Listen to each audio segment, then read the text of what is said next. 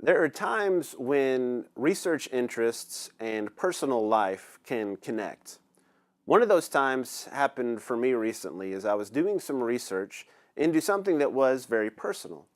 The life of parents who have had the experience of receiving a diagnosis of autism spectrum disorder for their child. Now, obviously, when we think about the autism spectrum, it is broad in the sense that there are a variety of different experiences that fall under that same spectrum and that same category. But parents who go through that process with their child, who go to the different appointments that are required, who talk to all of the professionals and try to figure out what's best for their specific child, do have some common experiences. And one of the things that I learned in researching that, specifically as it relates to my chosen vocation of ministry, is trying to figure out how can churches do a better job of ministering to families who have children who are on the spectrum, and specifically who have received that diagnosis. And there's a theory that comes out of family counseling and family communication that's been very helpful for me. And I just want to spend a few minutes sharing what that theory tells us, what it's taught us, and how it teaches us to help those who are reacting to that diagnosis in their own personal lives. Out of family stress theory grew this idea of identity ambiguity. Well, Pauline Boss was the one who first really named that in her work in the 1970s, where she developed that construct, and it would eventually be known as ambiguous loss. Ambiguous loss refers to a situation where an individual experiences a loss, but the effects of that loss are unclear. And so she first started studying it when she was talking to parents who had children who had gone off to war and were missing, and they didn't exactly know how to process that. Should they act as grieving parents and make peace with the fact that their child was dead? Should they hold out hope that their child was alive? There was a tension there, and it was hard for them to go through the grieving process since the effects of that loss were ambiguous. Since then, it's been applied to treating patients with dementia. Family members often experience ambiguous loss. If you've had that experience, you know what it's like to talk to a family member and to wonder today, will she remember who I am? Will he know my connection?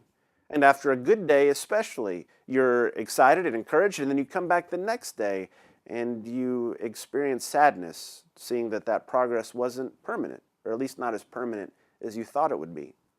And so this idea of ambiguous loss is very important when it's applied to the concept of receiving an autism diagnosis.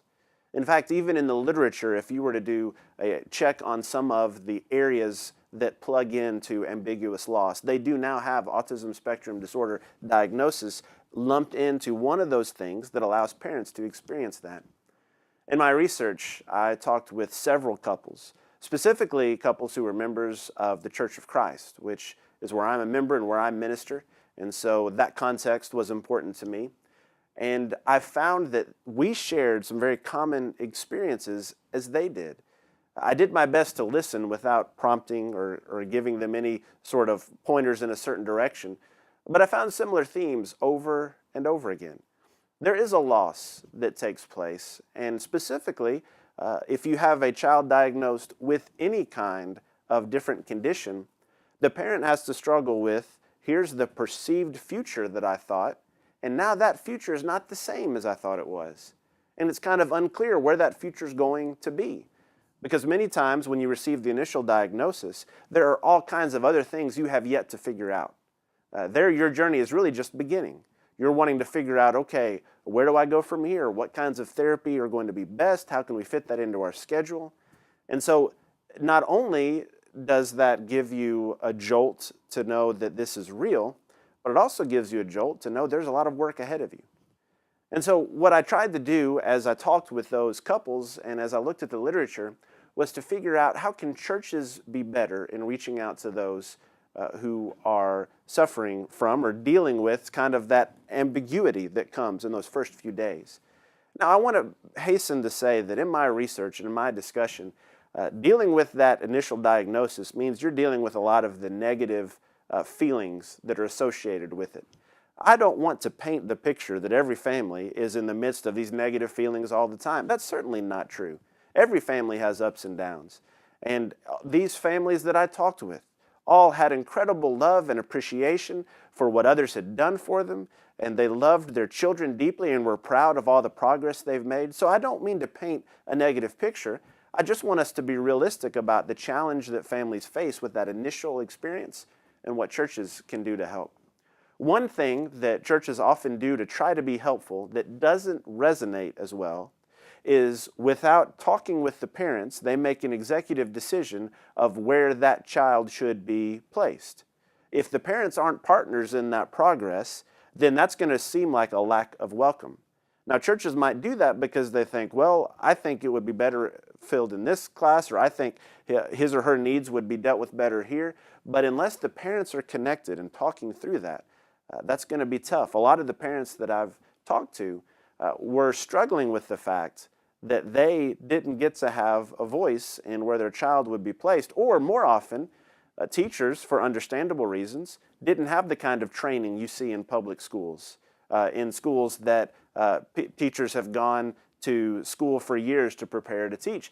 They didn't know how to handle those children, and so often one of the parents would have to be in class with the child. Well, that's also perceived as kind of a lack of welcome, because now you have a parent that isn't able to experience an adult Bible class during that time.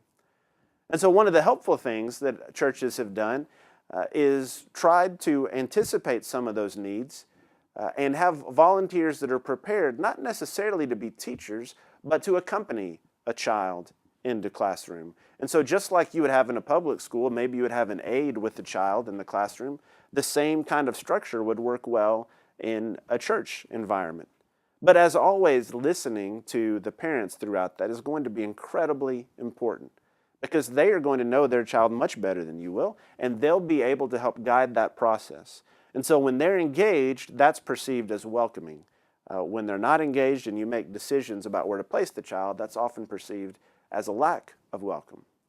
So not only do we think about engaging them in the process for Bible class, but also an understanding of what worship is like. We don't often think about how many distractions there are in a worship service, but especially if you're a child that can struggle with different stimulants around you. Now you're overwhelmed with all the sound that happens when you walk in to a church building and people are talking, and there are all kinds of people everywhere and they're talking, and it's a little bit confusing. Where do you go? And the smells that overwhelm you, whether it's the coffee, whether it's a lady's perfume, you've got sound, you've got smells, you've got sight. It's a very stimulating experience. And so what parents are often looking for is a quiet place where they can make sure that their child is where he or she needs to be and can focus themselves on what's happening. And so one helpful way that churches have dealt with that is by creating specific rooms, often called sensory rooms, that would be focused differently than a nursery, but focused on children who are on the spectrum, a place they can go and kind of decompress from all the excitement that's taking place around them. That can be a very welcoming thing, especially for parents who are thinking about those issues. It wasn't too long ago I had a phone call from a man who was considering visiting our congregation. And his number one question was, what would happen if my child, who was on the spectrum, starts to make noises in the middle of worship? Would people look at me funny? Would it attract too much attention? What could I do? What would happen? And so we talked through some of the things we've tried to make available. I never saw him. I don't know that he ever visited with his child in our congregation, but I can certainly understand where he's coming from. He's searching for churches that will reach out and to listen and to accommodate. So a couple of tips for churches would be to make sure you show a lack of welcome by engaging the parents when it comes to class decisions, and by providing a place where a child can decompress from that stimulating environment. If we can understand what it means to have that ambiguous loss and know that as we work with parents, they're often adjusting too.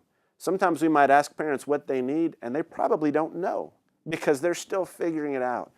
But if we walk with them through that journey, give them the gift of a listening ear and of a supportive friend, we'd be amazed at the difference it makes. There are times when academic research can really highlight some things we can do personally and spiritually to help others. This is one of those times, and I hope it's been helpful to you.